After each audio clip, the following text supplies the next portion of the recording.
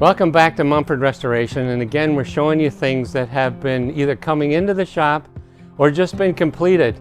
So today I just am proud to be a part of the team that produced this quality result.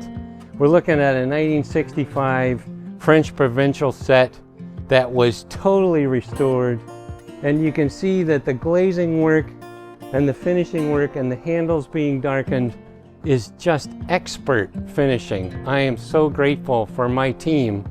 We are, a team of 15, and some of these folks we work with, it's just an honor to be a part of this kind of work. I'm grateful that our customer will just be thrilled with the way that the glazing, the clear, the sheen, and the finish is just something that's going to bring back all of their memories.